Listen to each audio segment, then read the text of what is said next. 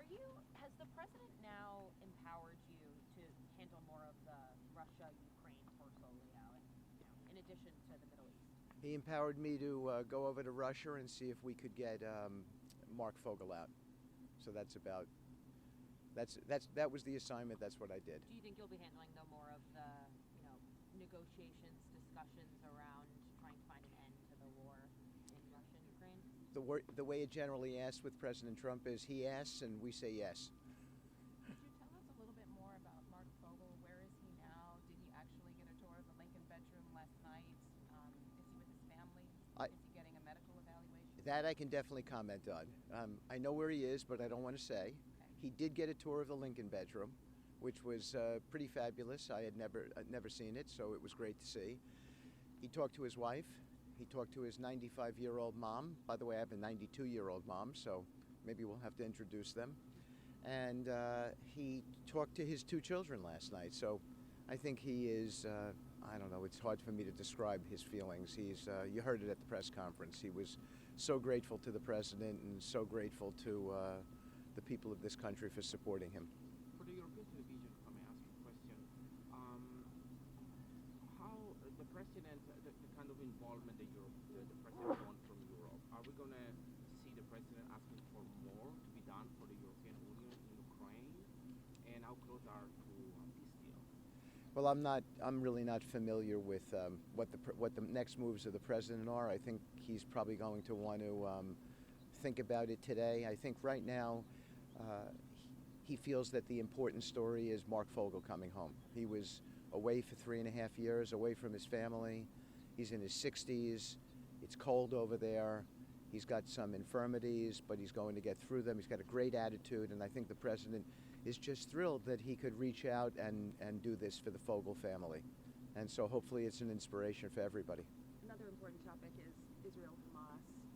There's some concerns about the 2 sides being on the verge of war. Do you have any perspective on that? Well, my perspective is, again, the perspective of the president, that Hamas is a terrorist organization and that they can't be allowed to be a part of the government in Gaza. It's an unhealthy situation and they need to go. And the president said all that we all need to know, which is Saturday, 12 o'clock, he expects there to be something different occurring, and if it's not, then there's going to be a big problem. Can I ask you, I'm not sure if this has already been touched on yet, but just the details around the release. Russia is saying that there is an exchange happening with the Russian release of one of their prisoners for Fogel. So is this an exchange? I know others, Secretary Rubio was saying that this wasn't a one-for-one situation. You know, I don't want to comment on that. I'm not sure what's happening in the United States today. I think that getting Marc Fogel out was critical, and the Russians were very, very helpful in that effort and very accommodating. And I think that's maybe a sign about how that working relationship between President Trump and President Putin will be in the future, and what that may portend for the world at large, for conflict and so forth. I think they had a great friendship, and I think now it's going to continue, and it's a really good thing for the world. Can you speak to how many times President Trump has spoken to Putin? I can't, because I don't know. And any more details just in terms of your own visit, taking your own private plane, how this felt, and just how many have you been able to retrieve so far? 10? It felt like I was blessed, like somebody reached down, touched me, and said, "You get to go do this," and or implement it on behalf of the president. And it felt that I was touched and blessed as a result. Is there any opening for the Egyptian to house some Palestinians during their rebuilding of Gaza? Well, I don't want to comment on that. I mean, the Egyptians are really good people. They've had a really important role in the Phase 1 negotiations and so many other things. I met with the foreign minister the other day. He's just a good, decent man.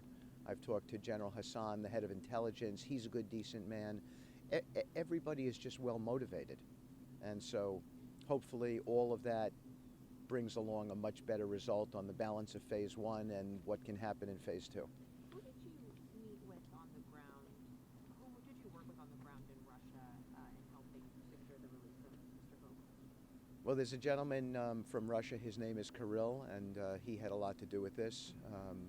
and he was important. He was an important interlocutor, bridging the two sides, and so I would point that out.